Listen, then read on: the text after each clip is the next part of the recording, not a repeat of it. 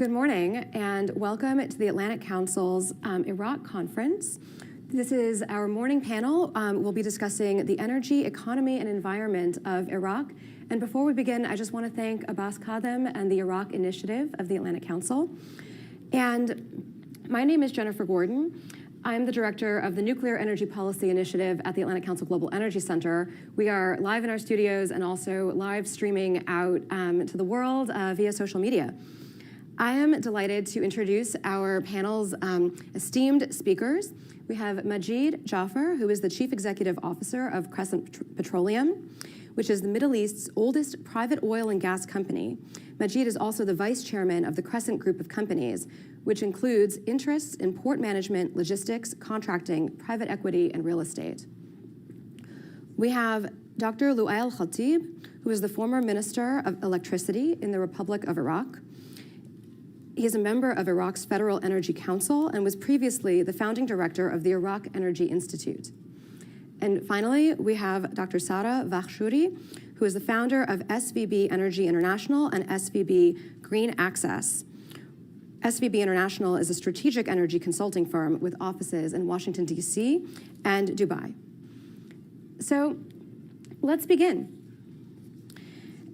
I want to talk first about energy security because I think this is a topic that has always, of course, been near and dear to our hearts. But in the last year, we've heard a tremendous amount about this issue, mostly in a European context, but of course, highly relevant and crucial in the Middle East. So Majid, I want to turn to you because Iraq is a leading petroleum producer and the second largest exporter in OPEC. However, it still has to import its own gas since its own gas is so often either unexploited or flared. Can you talk to us a little bit about how Iraq can increase its energy independence? Sure. So I think if we look back, we need to look back a little bit, understand the history. So Iraq, major resource holder where OPEC was established in 1960, and originally, like many of the major resource holders in the region, there was this history of colonialism where the Anglo-Iraqi company, which became IPC, had the majority of the revenues from Iraq, and the state received a small royalty of 2 shillings a share. Gradually, that was renegotiated in the 50s, actually by my grandfather as minister at the time. Then you had nationalization in the 70s that many Iraqis saw as a success, and the increase of production. And of course, the war in the 80s and the sanctions of the 90s, the Iraq-Iran war, the 80s sanctions in the 90s, that cut off the industry and the country from the global industry in terms of technology, finance, know-how. And then suddenly in 2003, with the fall of the regime and the US invasion, it was re-exposed. And the new constitution was written in 2005, calling for maximum investment using latest market methods, and also a federal system with joint authorities between the regions, like the Kurdistan region and the central government. Now, that hasn't been fully implemented. We should look at the successes, and there are successes. Production in 2003 was 2 million barrels a day. It's now more than twice that. There are numerous contracts and many fields being operated by international oil and gas companies. However, the contract model that the federal government followed leaves a lot to be desired, the service contract model, which hasn't really maximized the potential investment and has actually cost the budget quite a lot. There are issues of corruption, bureaucracy. There is still, despite the new constitution, a state-centric, more kind of socialist approach in the mindset of many, which harks back to that age of throwing off the yoke of colonialism and having resource nationalism. And we do also have the conflicts or disputes between the federal government and the region, and the Kurdistan region. The necessary legislation hasn't been passed for revenue sharing and the oil investment law. These have been outstanding since 2007 and on the to-do list, and successive parliaments and governments haven't managed that. So in a nutshell, a lot of progress has been made. The potential is massive, 140 billion barrels of proven reserves, and I believe the true figure will end up being much higher than that and potentially the highest oil reserves in the world. But you mentioned quite rightly, Iraq still doesn't have full electricity supplies, and that's a real social and political issue, and relies on imports of natural gas and electricity, while it flares a similar amount of natural gas. So the policies have been lacking, and maybe the will also to really address these issues, which should be addressed to achieve better self-sufficiency. From our point of view, we're a private sector player. We are the biggest private investor and producer of natural gas as a private sector player in the country. The gas we produce achieves affordable electricity for about 5 million citizens in the north and the Kurdistan region. And by displacing diesel, avoids 5 million tons of CO2. We heard yesterday from Chen Gavito, the Deputy Assistant Secretary, how important the climate agenda should also be for Iraq. That kind of thing of developing the gas, displacing diesel fuel for power generation, then can enable things like solar energy that Iraq has also shown an interest for. But the right investment policies to make sure private sector-led projects can take place are very much needed. Majid, thank you so much. I think this notion that oil and gas will continue to play a role even in decarbonization is one that we're going to return to a few times over the course of this discussion. So Majid, I want to go to you and ask, what is the role of natural gas in enabling decarbonization? And again, specifically in Iraq and maybe even in other developing countries as well. Sure. So I think, fully agree with the points that have been made. If we just take a step back, there's a misconception that somehow the energy transition means a transition away from oil and gas immediately.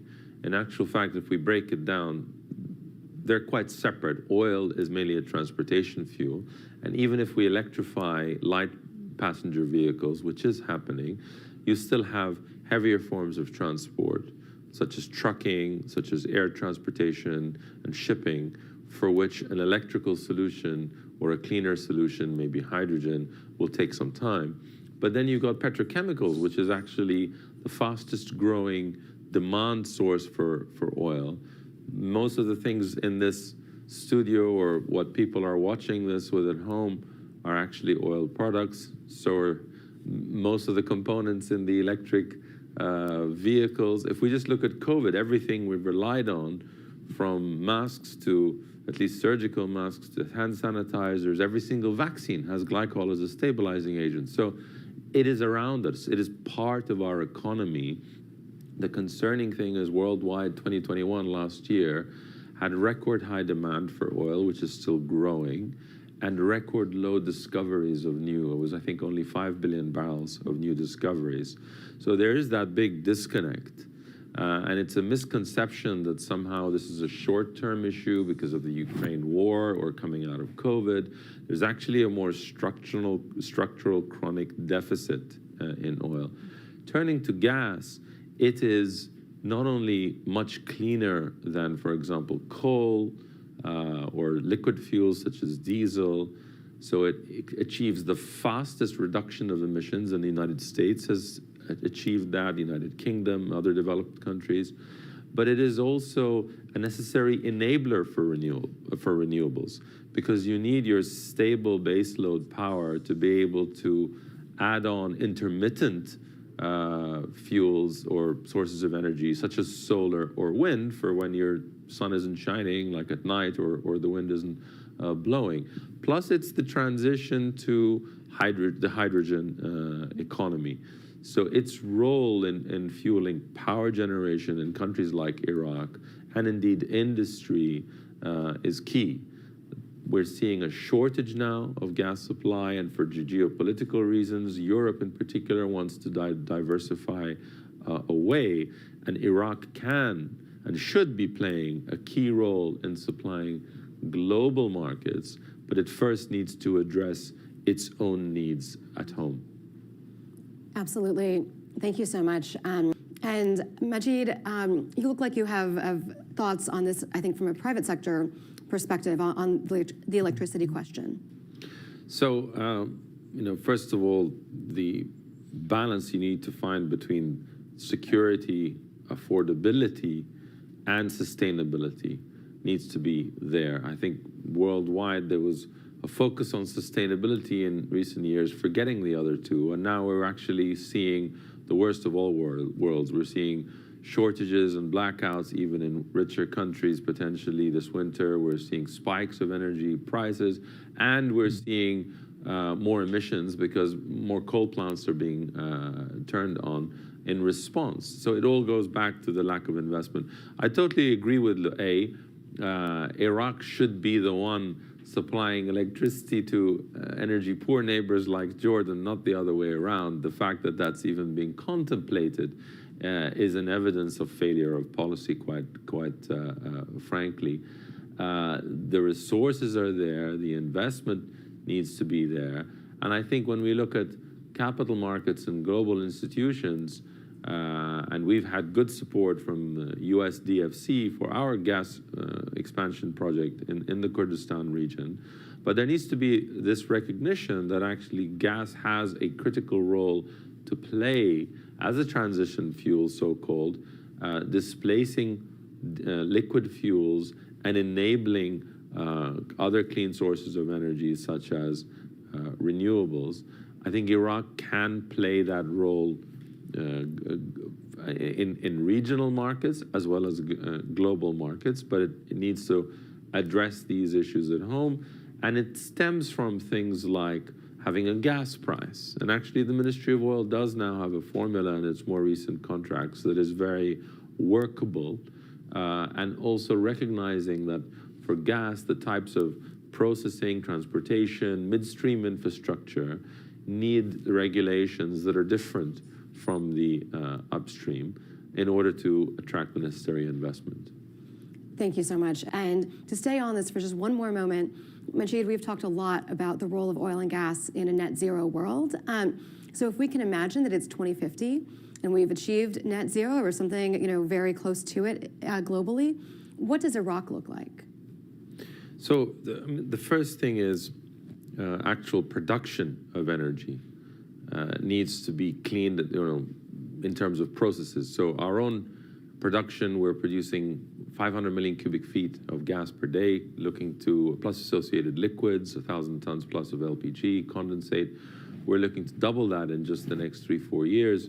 But we made a concerted effort to reduce our emissions and flaring to near zero, and then offset the remainder with carbon credits supporting renewable energy in Asia, wind projects in Mongolia and China, to achieve net zero carbon neutrality across all our production last October, not in 2050. The challenge I see worldwide is governments have made these pledges of 2050, 2060, 2070, when we're all either retired or dead, and then and then basically, starved investment in energy. So it actually has done nothing to help with climate change. Emissions are still rising because demand is still rising. I mean, trying to starve the supply, climate change is ultimately a consumption issue. So starving the supply without addressing the demand is leading to the mess that we have today. I mean, that's akin to trying to tackle obesity by starving finance for sugar and wheat farmers and doing nothing about diets and public education and how we consume. And that's kind of the issue that we're facing today worldwide with energy. I think there's a recognition, as we said earlier, on the need for oil and gas, but we need to produce it cleaner, and we need to consume it cleaner and in different ways. And if it's going to be burnt, then decarbonization or transferring to hydrogen, or it'll be in making things, as we mentioned.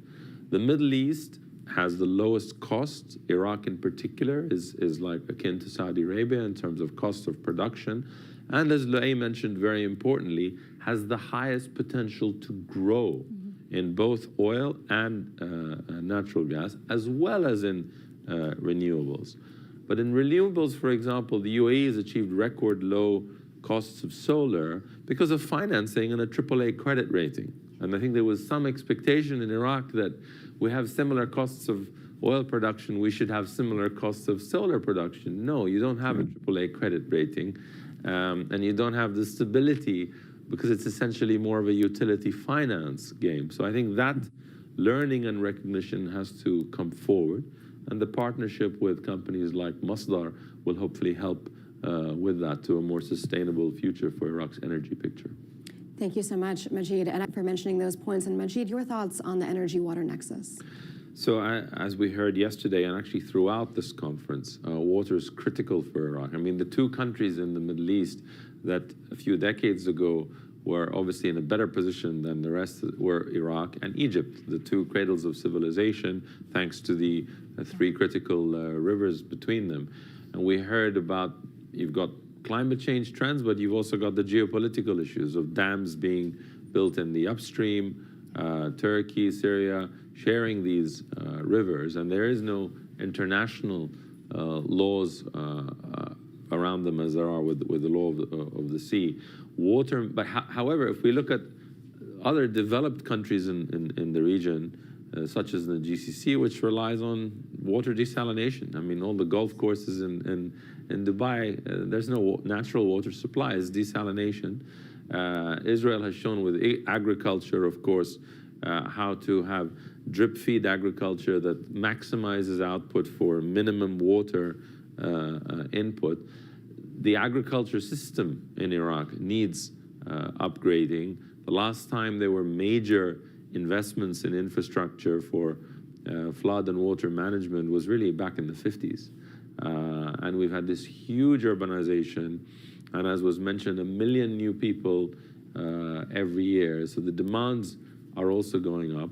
In terms of the needs for the energy sector, with Sarah mentioned, you've got the long-standing plan for a big water treatment project in the south, in Basra, that has been continually delayed. It's been grouped in with upstream projects and other energy projects. My personal view is that's a mistake. It's a very different type of project, these kind of infrastructure projects. There should be better ways to structure them for development financing that would be lower cost than expecting an upstream IOC, International Oil and Gas Company, and their expected rate of return to perform such projects.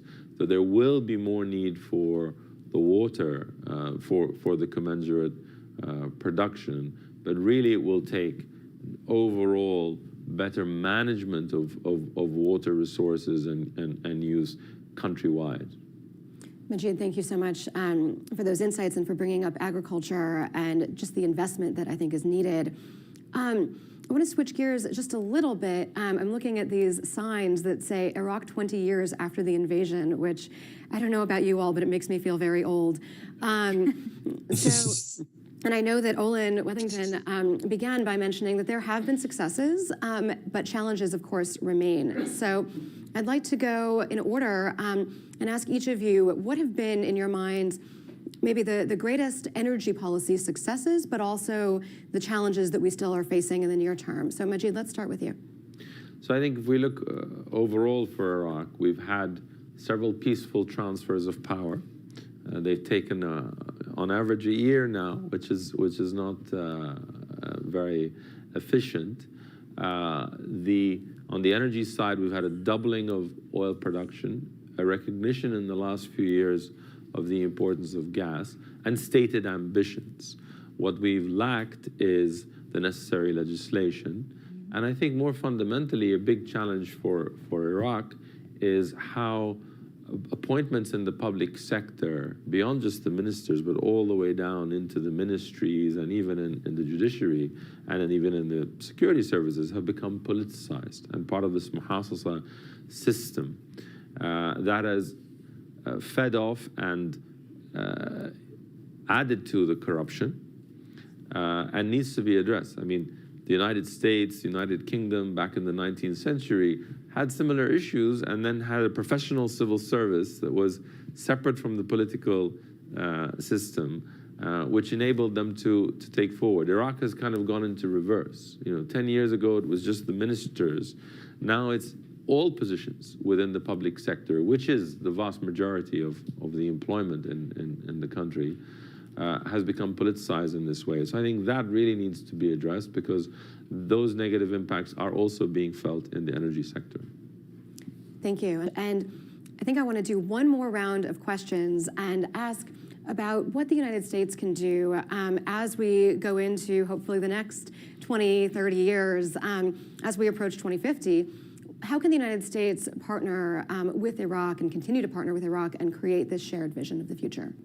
Majid. So I think when it comes to the relationship between Iraq and the United States, of course, there was the invasion in 2003, and then the dismantling of many of the state institutions, including the security forces, which I think there's unanimity that there were mistakes made then. And then, of course, the rapid withdrawal. There was a rise of ISIS. So there's been turbulence, and there's been change in the governments in Iraq and the governments in the United States. I think now the language is one more of partnership. But I think there is still a risk that the United States sees Iraq through the lens of another policy priority, whether that's combating terror in the case of ISIS, whether that's dealing with Iran.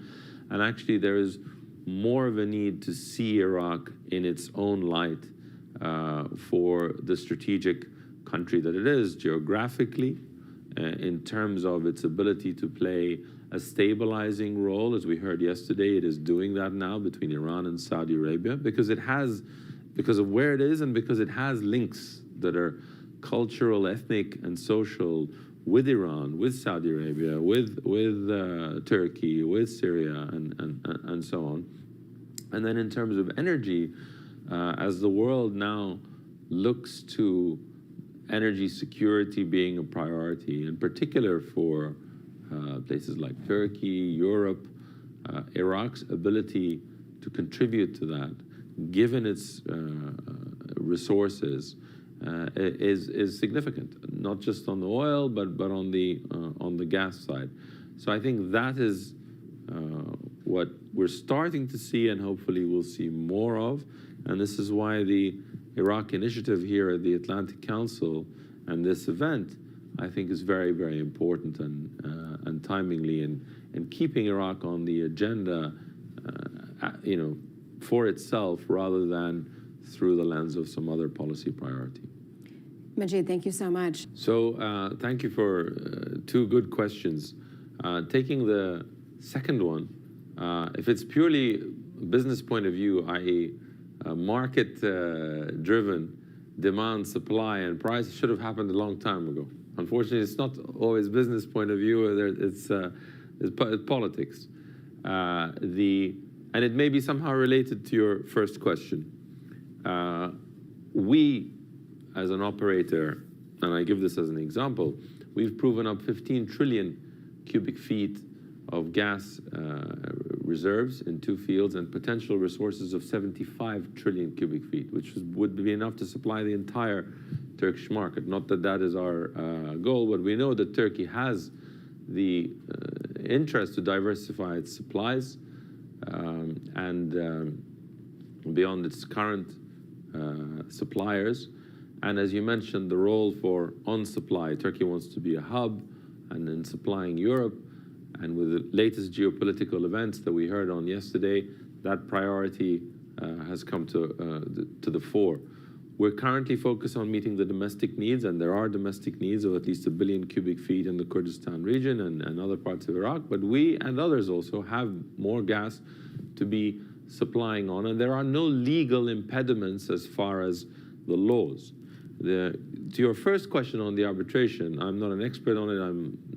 Don't have the details, but my understanding is it's relating to a treaty, a bilateral treaty between Iraq and Turkey. There's not any law that is actually presenting, and that treaty goes back to the 70s, and had an amendment in 2011, I believe, that somehow there's question marks because the old pipeline was destroyed by ISIS. The current pipeline being used is actually the one that was built for gas in the Kurdistan region that is also exporting oil from Kirkuk, from the federal government. And there is a dispute between Iraq and Turkey over the interpretation of that treaty amendment and whether or not, this is Iraqi oil after all that's going, but whether it's exclusive to SOMO or not, and so on. So you have that specific issue around the bilateral treaty not linked to the Iraqi constitution, which is very clear for what the legal positions are. As far as the import into Turkey, that is really a decision for Turkey. How do we expect this arbitration to play out? I think, as we heard yesterday from the great sessions in this conference, there are many bilateral issues between Turkey and Iraq, including water, including the Turkish bases and also incursions into Iraq. So there are many agenda items. So I would expect and hope, given the good relations and the mutual not only benefits but needs for each other between Turkey and Iraq, that all these issues could be put on the table and resolved holistically in a way that still enables good ties economically and politically, and energy flows that the whole world now needs more than ever. Thank you, Majid. Dana Kravitz from Insight. I thought this was a great panel until Majid reminded us that when we get to net zero, we might all well be dead.